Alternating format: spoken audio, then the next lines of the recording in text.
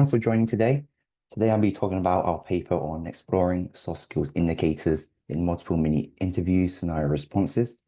I'm myself, Ryan Huynh. I'm a PhD student from the University of Study, and alongside I've worked with Dr. Gillam from Sammi-Select and also Dr. Alison Callwood from the University of Surrey. So starting my presentation, I'm first going to discuss the outline where I'm going to talk about the background. I'll then move on to the research gap and objectives, following to the data. Then I'll talk about my methodology and finally results and findings. Starting with the background, we talk about a bit of recruitment practices. So the standard recruitment procedure typically involves submissions of CV, cover letters, and conducting one or multiple interviews, where the objective is to evaluate the background and skills of candidates to determine the suitability to a desired role. However, these skills can also be categorized into two distinct groups, being hard skills and soft skills, where hard skills would relate to more job-specific proficiencies, such as programming experience for a software engineering role, and soft skills would relate to more personal qualities and behaviors, such as effective communication, teamwork, and leadership. But what are the differences between them in a bit more depth? So there has been existing research which widely acknowledges that soft skills are inherently subjective and more challenging to qualify in interviews. This is because there is a lack of clear and consistent standards, methods, and criteria for measuring soft skills, where interviewers who do evaluate soft skills may have different expectations and preferences. This would lead to interviewer biases, where interviewers could have the power to favor certain candidates over others. Such interviewer biases can be affinity biases, where they would gravitate towards candidates with similar backgrounds, interests, and beliefs.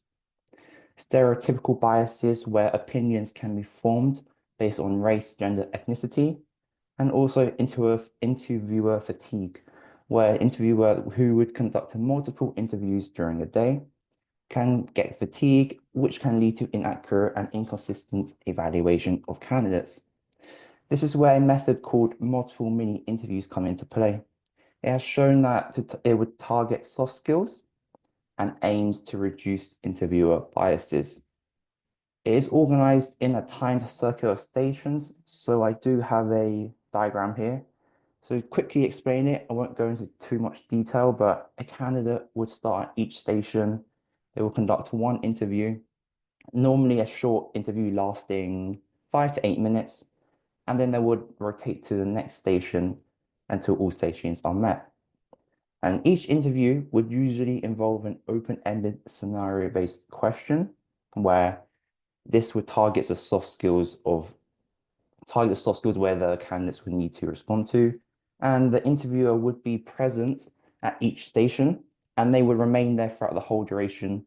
So they will repeat the same question to every candidate, which in terms can reduce interviewer biases as there's only one interviewer's opinion coming into play for each question. Moving on to virtual multiple mini interviews, as the title suggests, it's the same principle as face-to-face multiple mini interviews. However, it's just conducted entirely online. It was first reported in 2013, but has been accelerated in 2020 due to COVID-19. The main difference between this and the in-person one is instead of the candidates rotating, the interviewers would leave the call and join the next candidate to save time. However, various studies have shown minimal statistical difference in candidates' performance compared to face-to-face. There's not too much difference between conducting either. So using MMIs compared to traditional interviews, what are the advantages and disadvantages? Well, starting advantages, it has shown to be effective in targeting and evaluating soft skills. It has received positive feedback from both interviewers and candidates, and it does shown to have reduced interviewer biases. However, interviewer biases does exist, such as interviewer fatigue and also inconsistent scoring. This moves us on to the second part of the presentation, where I'll talk about the research gap and objectives. So starting with the research gap, there are no publicly available datasets of MMI responses, and also to the best of our knowledge, there's also no prior work on MMI response analysis. However, we have found that the nearest comparable work are found within recruitment documents, such as job advertisements, CVs, and cover letters. So this moves on to our research question of this study.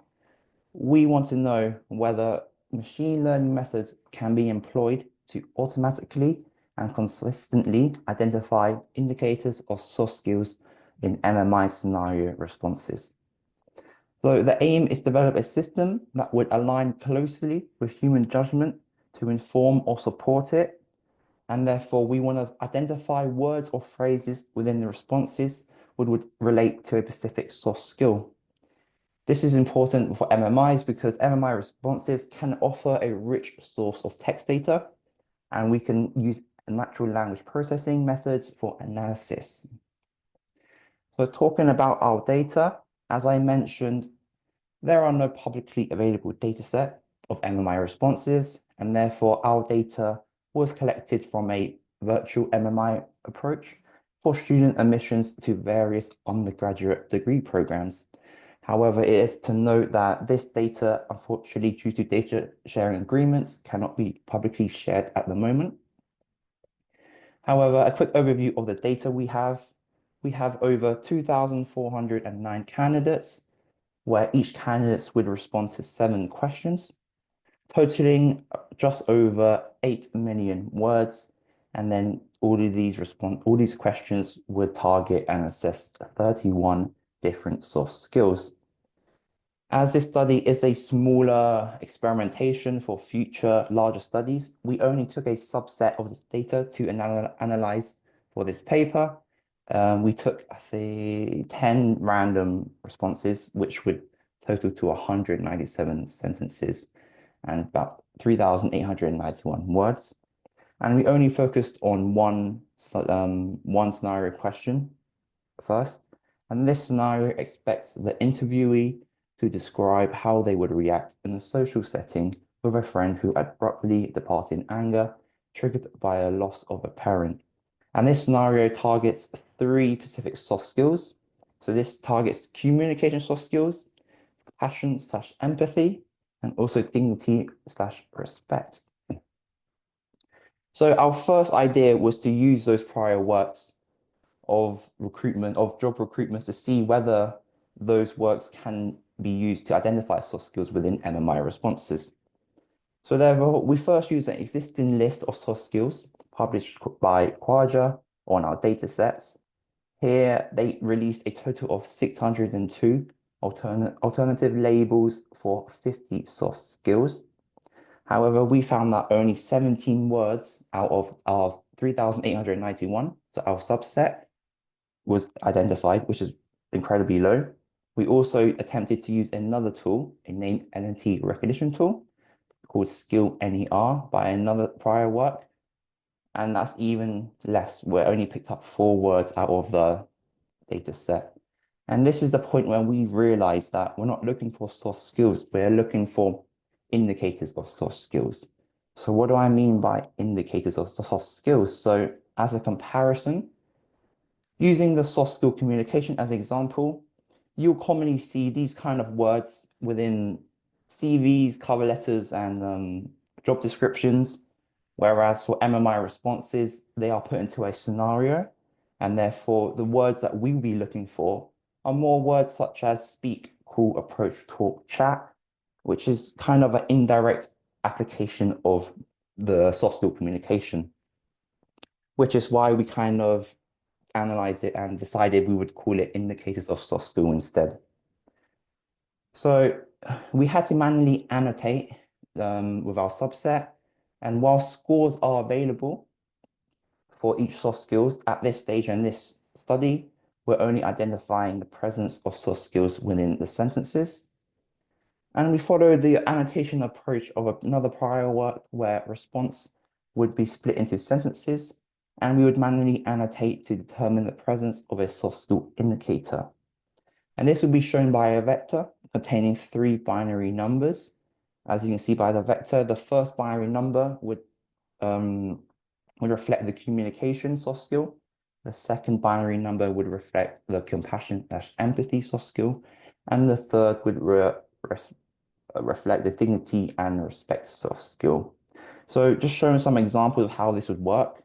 If we see at the first sentence here, I would approach the young man. The word approach would be an indicator of the communication soft skill, and therefore the vector for this sentence would be 1, 0, 0. And for the second sentence, I would calmly and kindly inform the man. Calmly and kindly would represent the compassion/empathy soft skill, and inform would reflect the communication soft skill. And therefore, this vector would be 1, 1, 0. So this is after annotating the subset we had. This is a distribution of soft skills. We can see that we do have a fair amount of sentences for each soft skill, which can offer a suitable amount of data for training analysis. And we also found that the average number of words per sentences for each soft skills were relatively the same. So moving on from this to our methodology. So a quick overview of what we want to do with this data. So we want to review whether the use of machine learning can be used to detect soft skill indicators within sentences, where the aim is to train machine learning models and classifiers to evaluate performance. And for convenience, we're going to treat this as a multi-class classification problem, where each sentence will relate to a certain class. And as mentioned from the vectors, we will transform those vectors into the classes, and there will be a total of 8 classes. However, before model training, we will need to use word embedding methods to encode the words into numerical vectorizations. And which word embeddings did we use? First, we had a look at word2vec. We used word2vec because we wanted to compare with the 2 prior works. We used Google's pre-trained word2vec model, where each word would be converted into a numerical vector composed of a dimension of 300.